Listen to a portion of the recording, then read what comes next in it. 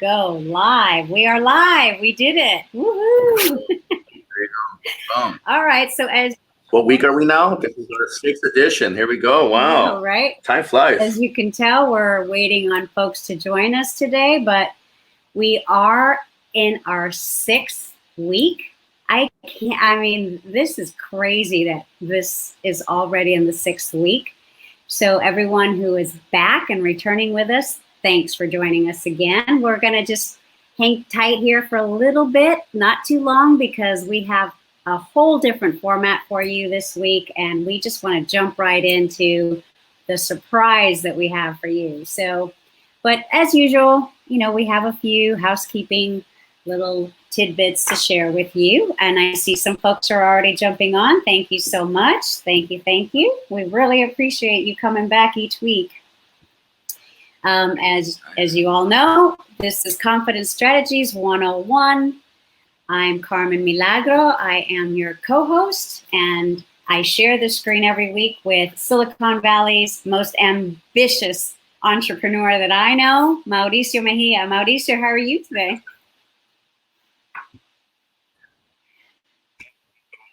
God, I was. Uh-oh. Oh, good. I'm good. I'm ready for the show. And I'm ready. I'm good. I'm excited. I'm ready to learn something new today. Yeah. I'm looking forward to our special guest that you set up. So, you know, I'm glad people are joining, and I'm looking forward to learning today. A lot of times we do a lot of talking, and sometimes I just want to do some listening today and really get some knowledge kicked into me as well. So, yes. Very excited about today. Absolutely. We're not only are we changing things up a little bit this week, because we're going to do that every once in a while, or who knows how this is all going to evolve. Maybe we'll have someone every other week, every month. You know, we're just playing with this, and as we develop it. But today's guest is someone very special. I met him just not that long ago, last year actually, and we have been connected on social media, and I'm following everything, and we're really, really lucky that he's here with us, because normally he is not in the Bay Area. He travels a great deal. He travels extensively. But as we all know, our lives have changed these last few weeks due to COVID-19.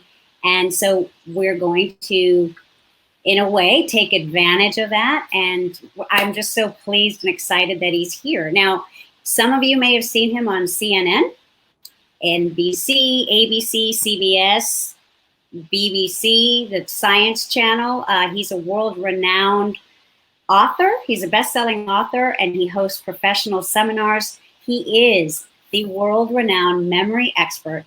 And joining us today is Mr. Chester J. Santos. Chester, nice. Welcome. Yes, thank you. Thank you so much for having me. I'm looking forward to it.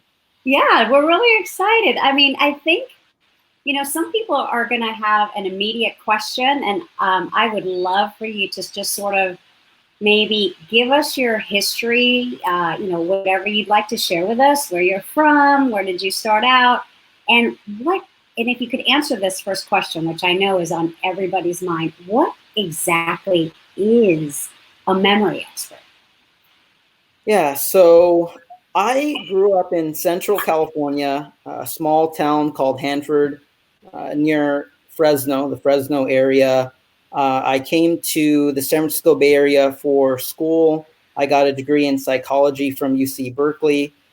Since graduating, I've stayed in the Bay Area since then. I ended up winning the United States National Memory Championship. Since winning that competition, I've gone on to train other people around the world in the skills that I mastered in order to win that competition. I've given presentations now in more than 30 different countries for various types of organizations, helping people to develop their memory skills and apply those skills to be more successful in their career, personal life, and also this is huge if you have any kids or grandkids in school. It's hugely beneficial there as well. So that's a little bit about my background and what I do. Fantastic. And what is that definition? And is it something that existed previously, or is this something that you have sort of carved out your own niche a memory expert. I just want everyone to understand what that means. Yeah, so I like to make a little bit of a distinction there and really define myself more as a memory skills expert. Add that word. It's very, very important because sometimes the media will call me up to be an expert about something that is not necessarily my area. If they just think of me as memory expert, like I actually got called on to, they wanted my point of view on the Kavanaugh hearing. I don't know if you remember that controversy about, whether you can remember things from 40 plus years ago. And that's not my area at all. My area is more skills that you can develop. So it's basically better at getting better at remembering what we call semantic types of information. So facts, figures, formulas, names and faces, presentations, things like that. So my specialty is in helping you develop strategies that you can use when you know it's going to be very beneficial for you to learn something. Store that in your memory bank. I help make that much easier for you.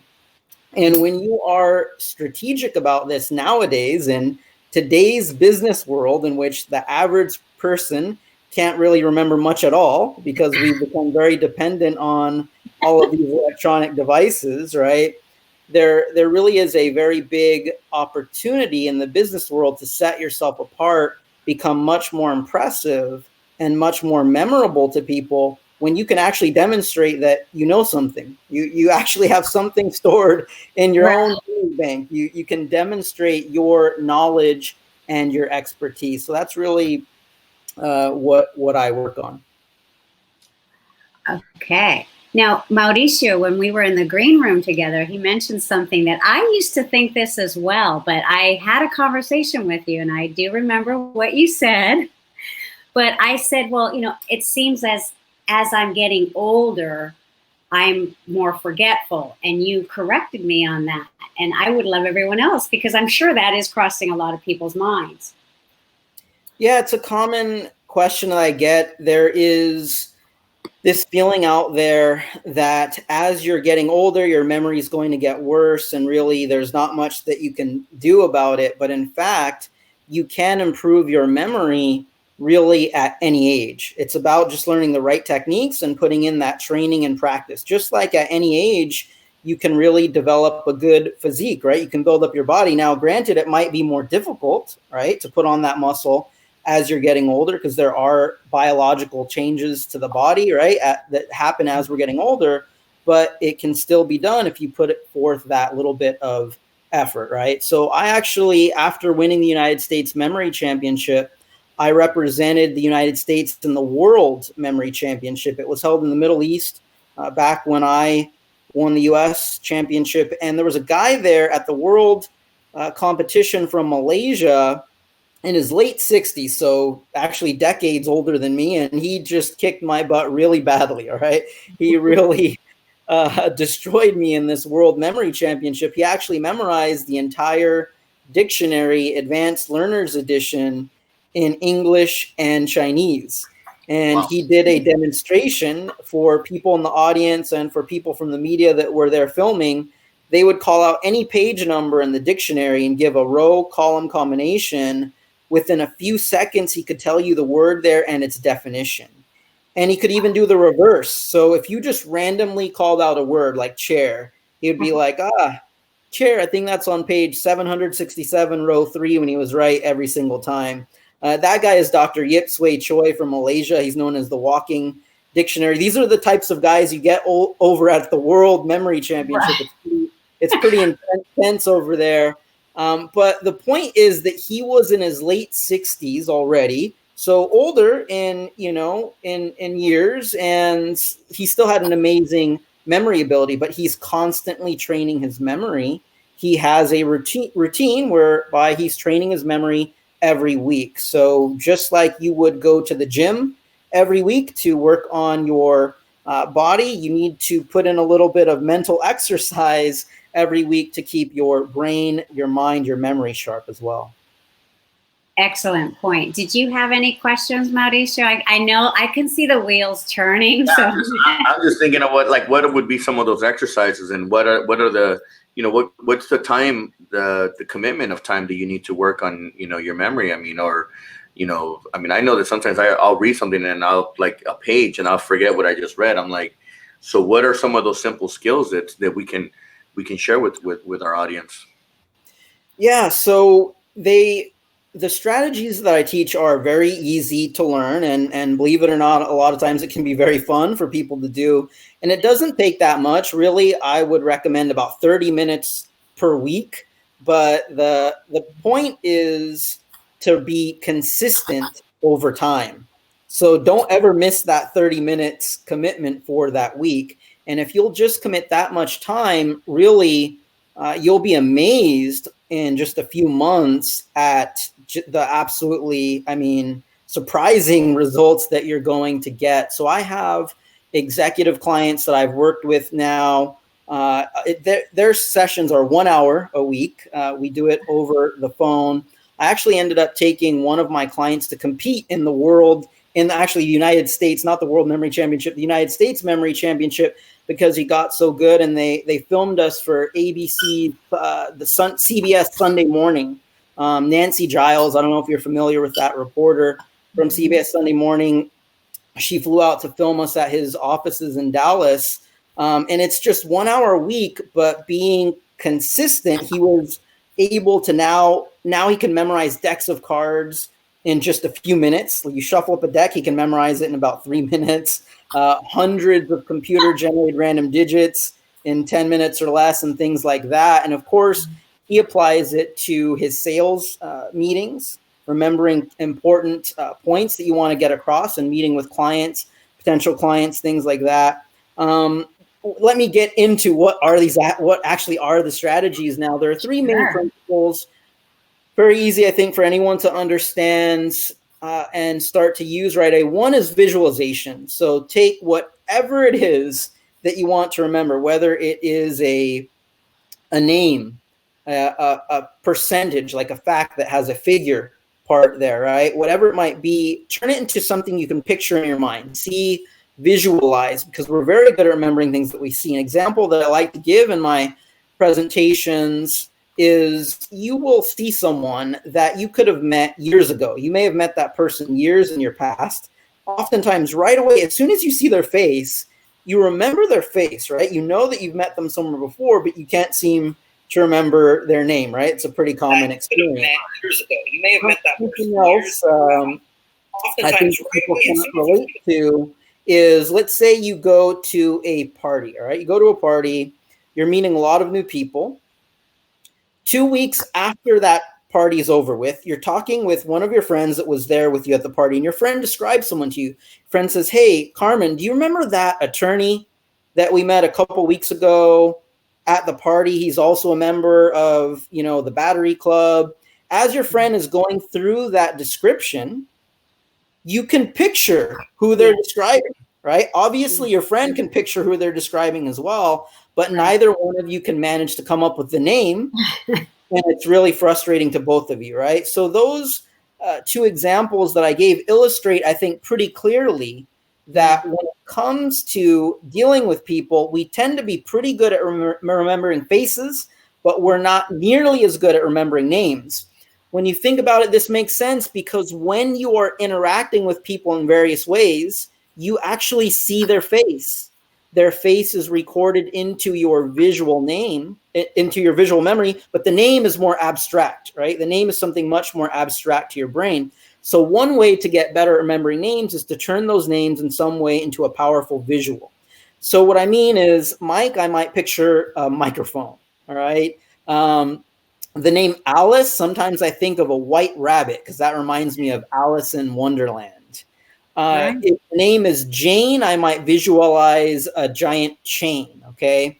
So coming up with that visual is really going to help to solidify the name better in your memory. And there's a little bit more to it. I'll get to it in more detail. If there's time, let me know. But that's how I open actually when I talk at corporate meetings and conferences around the world. my famous opening is naming hundreds of people in the audience after just meeting everybody right before it starts. But it's with that sort of, concept that we introduced there and just a little bit of training and practice. So principle number 1, visualize. Okay. Principle number 2 is try to add additional senses from there as you can. Okay. So what I mean is, in addition to seeing that microphone or seeing that white rabbit, try to add, if you can, touch, smell. You can hear it. All right. Because as you add more senses, what's happening is you're activating more and more areas of your brain, and you're building more and more connections in your mind to the information, making it easier to retrieve it later. So I starred in an episode of PBS's Nova Science. The episode that I starred in was entitled How Smart Can We Get? You guys, if people want to check it out, they can just Google Chester Santos and PBS. Anybody can watch the whole thing for free on the PBS website. So if you check it out, you're going to see me on there performing some crazy memory feats. And then they had me train David Pogue, who you might know not only from that show, but also from the New York Times and CBS News. He is a correspondent for the technology industry. And I trained him. After just a little bit of training, he was able to perform some pretty cool memory feats on the show. Next, what they had were some neuroscientists, brain scientists, come on and explain, okay, how in the world did Chester do that? How did David Pogue do it with just, a few minutes of training? And these brain scientists confirm that it's because with the memory techniques that I've mastered over the years and that I train other people in, what happens is we are recruiting with these techniques more areas of the brain.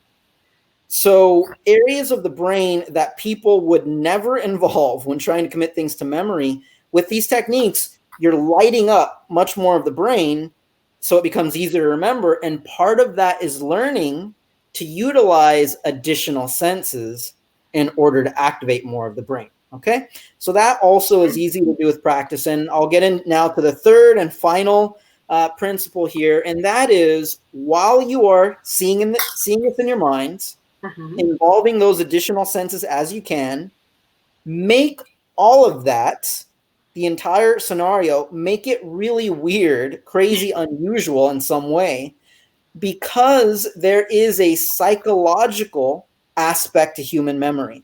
So if right now, while we're doing this interview, okay, if wherever you're at, suddenly an elephant crashed into the room right now, all right, and where people are, viewing this at, if in their rooms an elephant crashed in, started spraying water on you with its trunk, if it actually happened right now, you would probably remember that for the rest of your life and always tell that story.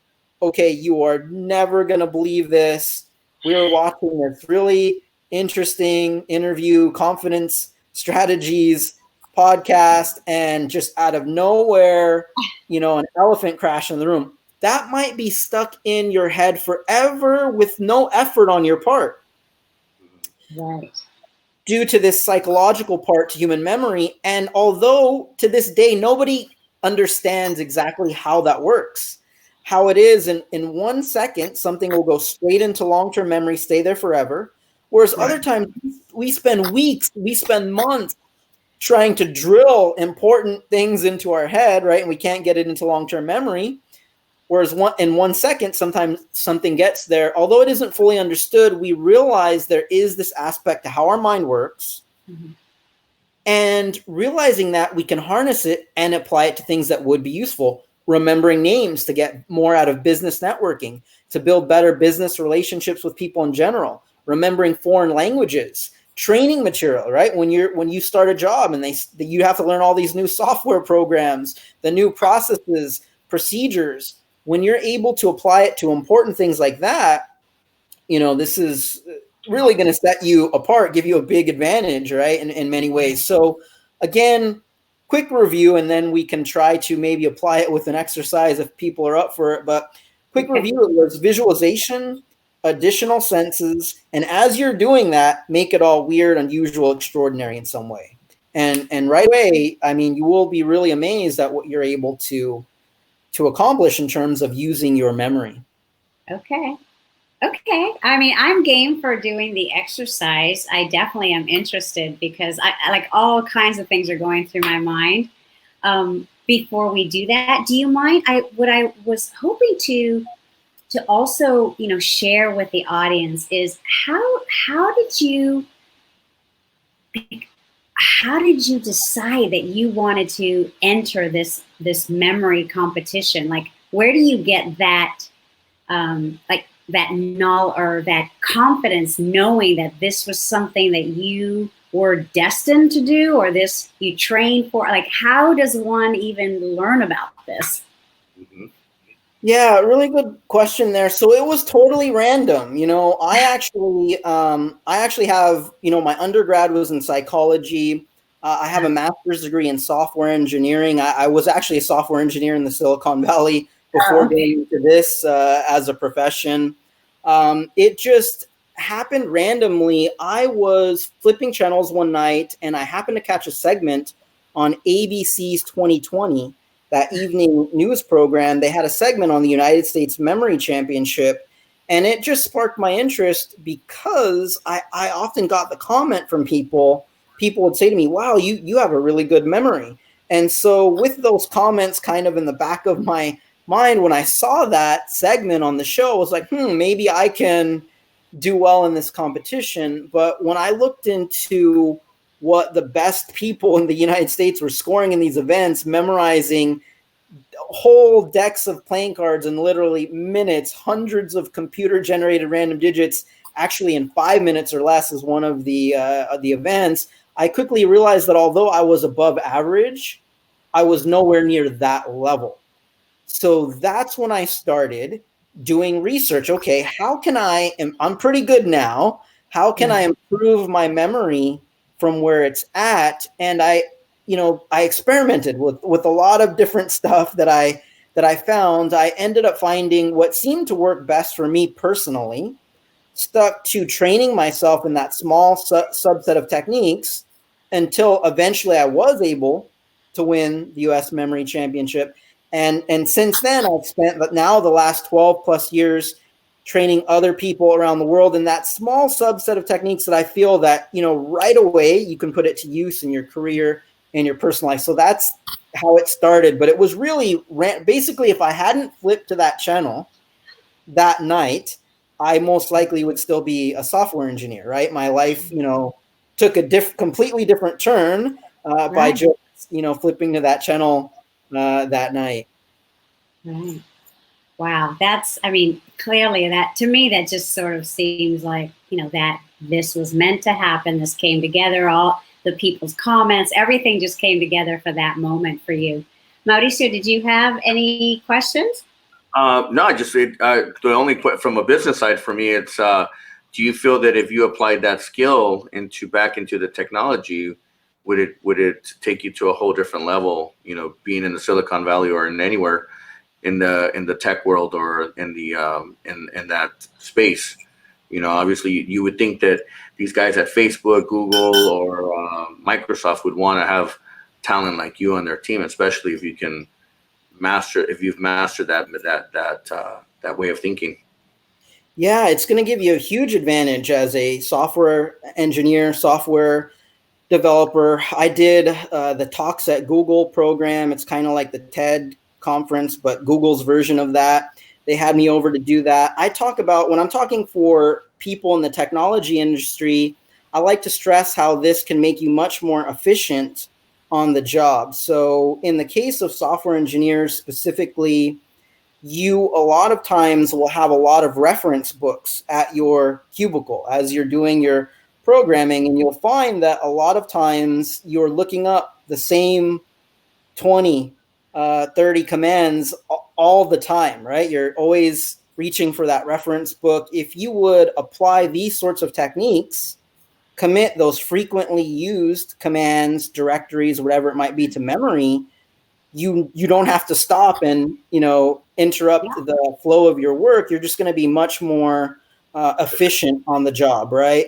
Also, in the technology industry, it's one of the fastest changing, right? There's always new technologies, got to learn new things. And again, memory, although memory and learning are not equivalent, right? If you've memorized something, you haven't necessarily learned it, but memory is a fundamental part of learning.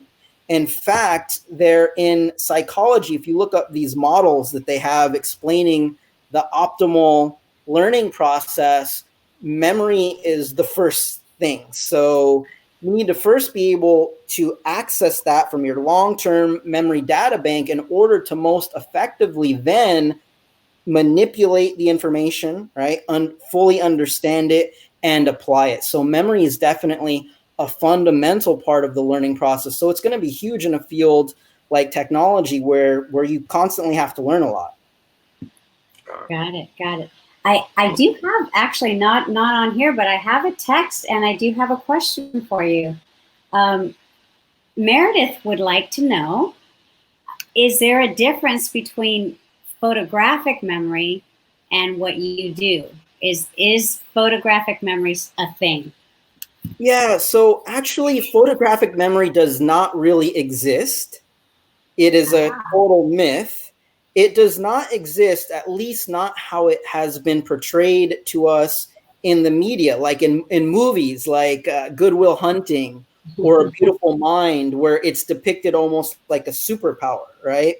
In fact, that term photographic memory, we just tend to throw it around a lot and apply it to anyone that we perceive to have a really amazing memory ability, right? So when I was in college, a lot of people said to me, wow, you must have a photographic memory, but it's just, I did not, and I still do not, but, I had a really good, ability to remember things, definitely above average. What we are talking about here in terms of what people accomplish in the United States Memory Championship and the World Memory Championship, it's far beyond what would be humanly possible without the right techniques and the training and practice, but it isn't truly photographic. Now, they have done research to prove this. I'll quickly go over two studies that I think will make this pretty clear.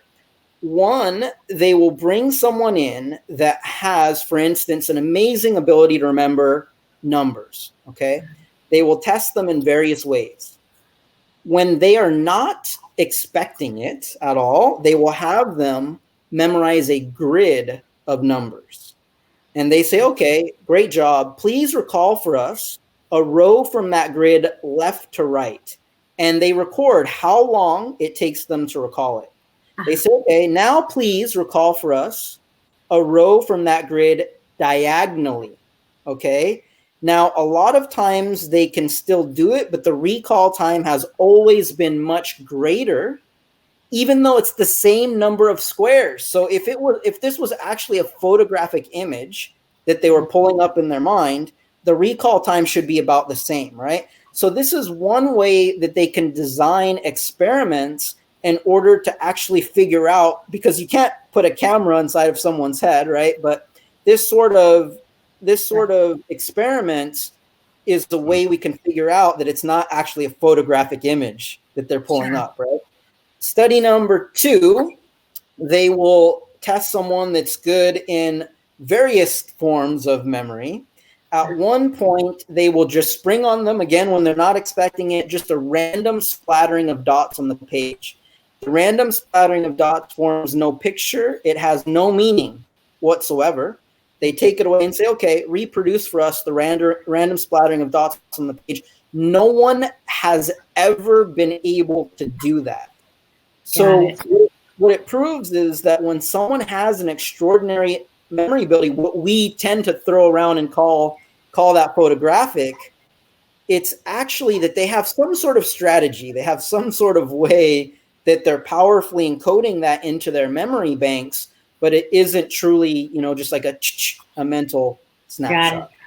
Got it. Well, wow. This is really good stuff. And I can really see how CEOs and entrepreneurs and, companies would want to have you come to their location and talk about this with their employees, because I can see all kinds of different applications or training sessions that this could help, especially with the efficiency part. We do have some time if you would like to walk us through one of your exercises. You said about, 5 minutes or so? Yeah, it'll be 5 minutes, maybe even a little bit less. So let's try now to put into practice those three main principles: visualization, additional senses, and make it all weird and unusual. All right. Okay. We're going to put this into practice by having everyone try to commit to memory the following random list of words. It's going to be monkey, iron, rope, kite, house, paper, shoe, worm, envelope, pencil, river, rock, tree, cheese, and dollar. Right? That is the random list of words. Don't worry about it. I mean, a lot of times when I have a live audience and I'm looking at people in the audience, people are looking at me as if, come on, man, you're crazy. There's no way I'm going to do that, not unless you give me a lot of time to do it. But in fact, Carmen, you and Mauricio and people that are following along here will have it all down in about 3 minutes, perfectly forwards and backwards. And believe it or not, even without any review after tonight, next week, you're still going to know all of those words, forwards and backwards. They will just be locked into your memory. How you're going to pull this off, you will just listen to what I described to you, see and experience it happening in your mind. Just relax and just have fun with it. Do not approach this as a memory exercise. Approach it more as just like a fun exercise in creativity and imagination. I think you posted one of my sizzle reels with some of the TV clips and things. Yes. If people check out one of the CNN clips, they're going to see me memorizing on CNN a half deck of cards during the commercial break. If you pay attention to my face while I'm doing that, I'm smiling, I'm giggling. I think they thought I was a little bit crazy or something when I was on that show, but that's the approach, okay? So just with it. The first word was monkey, so I want for you all to see a monkey, all right? This monkey is dancing around. It's making monkey noises, boop, boop, boop, boop, whatever a monkey would sound like. I'm working on the impression, but just see and hear the monkey, okay? Now I want for you to picture that monkey. It picks up a gigantic iron because that was the next word. So just see that monkey dancing around with an iron, like a movie or cartoon, however you can see it in your head best. All right. The iron starts to fall. A rope attaches itself to the iron. Maybe even feel the rope. Maybe it feels sort of rough. Really interact with it because that was the next word, rope. You look up the rope, you see that it's attached to a kite. The kite is flying around. Try and reach it, the kite, okay? The kite now crashes into the side of a house. Really see it smash into that house. All right. The house, you notice, is completely covered in paper. For some strange reason, it's covered in paper. Picture that. Out of nowhere, a shoe appears and it starts to walk all over the paper. Maybe it's messing up that paper, the shoe. The shoe smells pretty badly, so you decide to investigate and see why. When you look in the shoe, you find a little worm crawling around inside of that shoe. Really see that smelly worm. The worm now jumps out of the shoe and into an envelope. Maybe it's going to mail itself or something. I don't know. Envelope was the next word, all right? Out of nowhere, a pencil appears and it starts to write all over that envelope. See the pencil? Maybe it's addressing it. Okay, the pencil. The pencil now jumps into a river and there's a huge splash like you would never expect when that pencil hits the river. The river, you notice, is crashing up against a giant rock.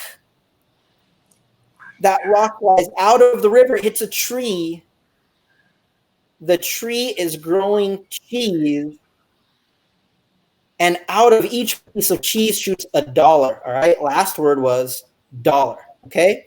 Now I'm going to go through this again, but in about 30 seconds or less. And your job is to simply replay through this little story that you've created in your mind. So we had a monkey. What was that monkey dancing around with? It was an iron.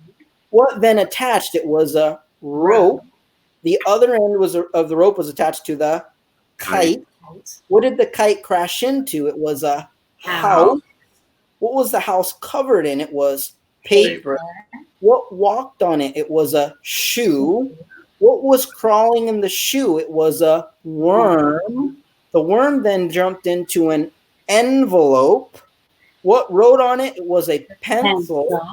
The pencil then jumped into the river. What was crashing up against what? It was a rock. That flew into the tree, which was growing cheese. And what shot out of it? It was $1.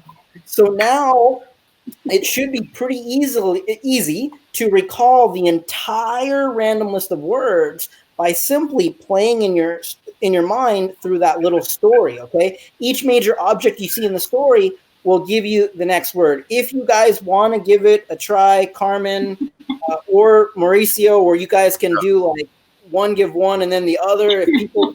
If people would like to try to write those out in the comments, that would be great. Right. But let's take a minute or two to see if you guys can recall this. All right.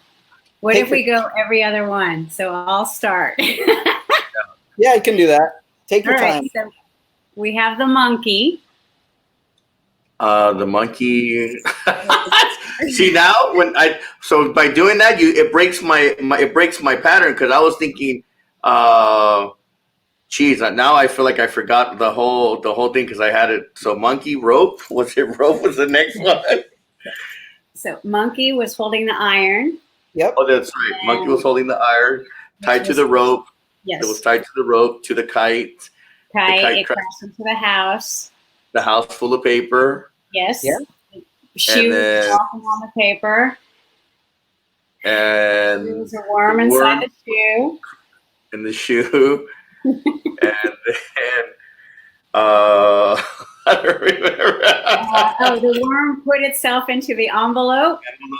There you pencil go. was writing on the envelope. Yes. I can't remember. And then I know that the last one's dollars. So, oh no, wait. From pencil went to cheese, I think. No, into the river. Got it. Right? Into the river. Into the river, and then it crashed into a rock, and the rock. I can't remember. Let's see. The rock. Cheese. What did the rock fly into? The rock flew into the tree. Tree, which had the cheese, which shot out the $1. You got it. You got it combined together. You guys got it, right? Yeah. Combined together, you guys got it. Now, if you were to simply run through that story in your mind one or two more times, that's it. It should take you 2 minutes to do that. Replay through the story. You would both have it down 100%, people following along as well. And you could even do it backwards. Now, what I really want to impress upon you here and make very clear is that this is not just about random words, right? We're doing that to quickly, in a very short interview, get a sense for how this stuff works. But this could, for instance, be key points of a presentation, all right? So if you were going to give a presentation, let's say it's on healthcare in the United States, always a hot topic of discussion. Maybe your first image is a stethoscope that the doctor would use to check your heartbeat, all right? The first thing you want to talk about in the presentation is the high cost of healthcare in the United States. Maybe shooting out of that stethoscope are a bunch of $100 bills, okay? Next thing you want to cover is under current healthcare programs. In order to get certain things covered, you might need to find a way to cut through a lot of red tape. Maybe wrapping itself around the $100 bills is all of this red tape. So basically what you're building are mental note cards or mental cue cards. And this can be applied to, so Harvard University had me over there. You guys, if you go to my website, you'll find a testimonial from the Harvard Graduate Council. They had me give a large seminar for hundreds of students. And then those that wanted to sign up for more in-depth training, I had Harvard medical students, law students, business students. Then I got invited to Stanford. They heard about my Harvard presentation.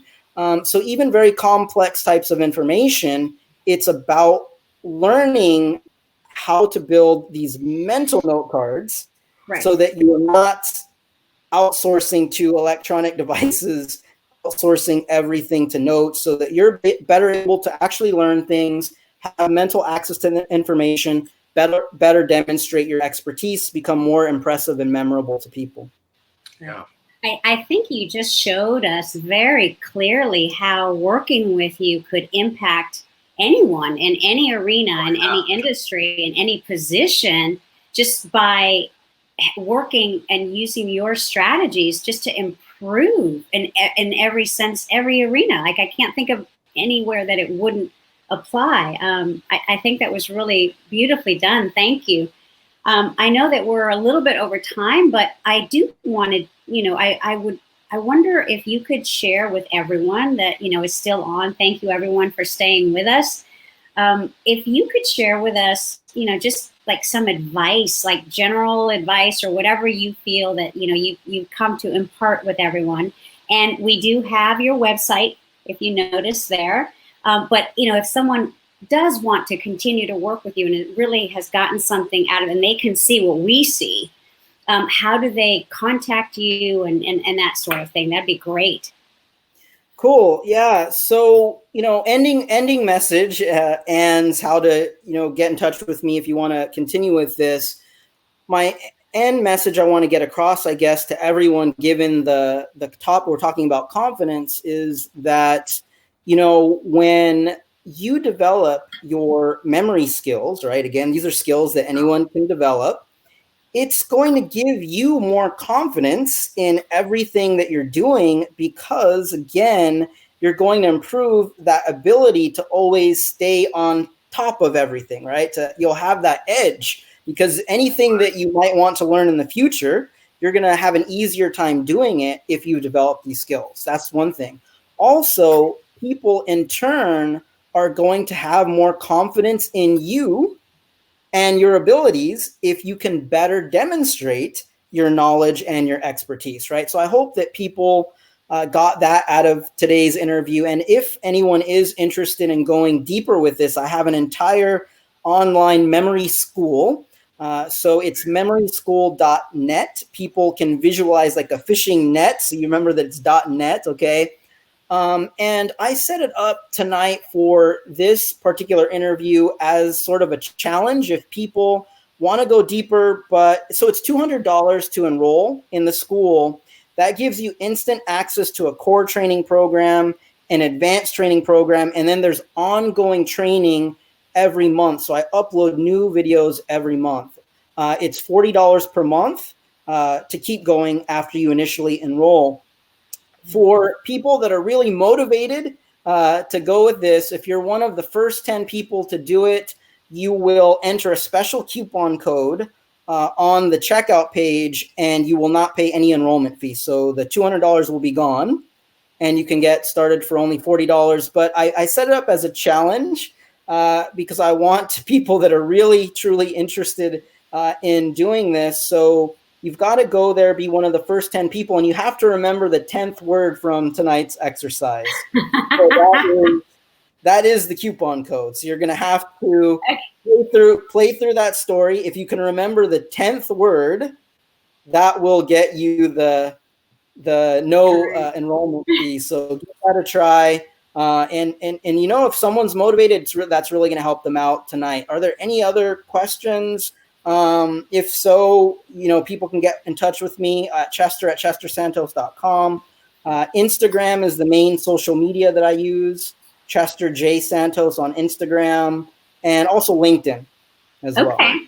I think we have one question from George. If we could answer that real quick, we can go a little bit longer. He says George is from Denver, and his question is conscious memory and subconscious memory one and the same? Conscious memory and subconscious memory. I'm not sure what exactly George means by that. I guess, I'm just taking a guess at what maybe he means, and that is in terms of being awake and conscious, remembering something, or something playing back in the background. There is.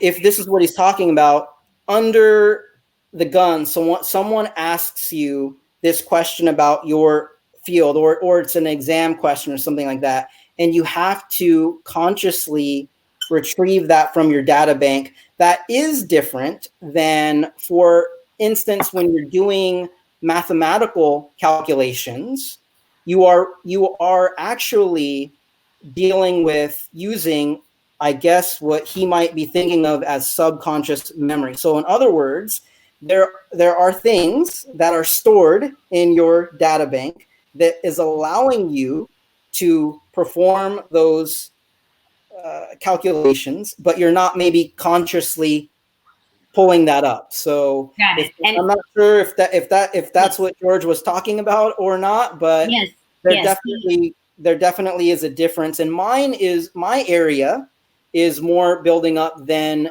the conscious part. So again, it's semantic memory. It's things like facts, figures that will help you to better demonstrate your knowledge, expertise, and to learn new things. Right. And he says, that's it. You nailed it. So thank you.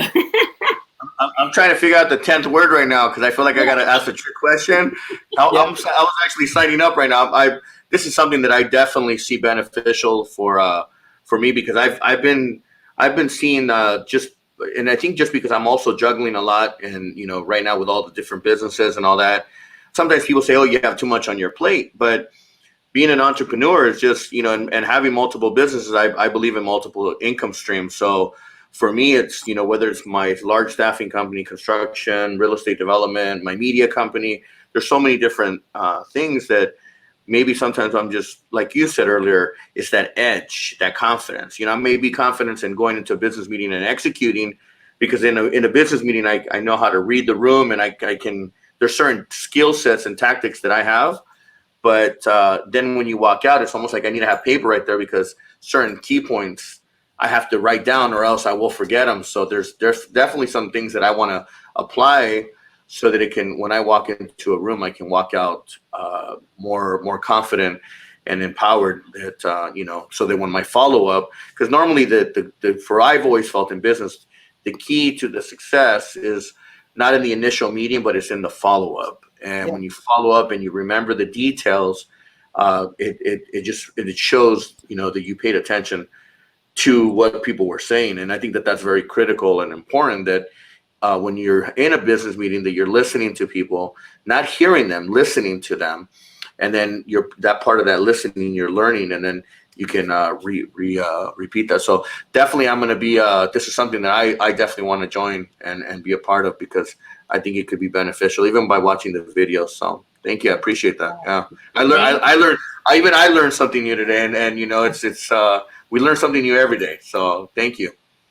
Yes, we really appreciate your time. I mean, I know that this is, it's cutting into your dinner time or whatever. So thank you so much, Chester. It was nice to see you again. Yeah, great to see you too. And thanks again for having me. I appreciate it. Yes, thank you for all this information. I mean, I'm definitely going to be processing. And for everyone, we're going to do the exercise. We're going to do the exercise, and we're going to do all 10, because I need to get the 10th word. Take your time. Just take your time and go through the story. You'll get it. I'll get it. Yeah, I definitely have to just concentrate. I got a house full of paper, and then from paper I need to get to the next one, because I'm about 3 words away. Yeah.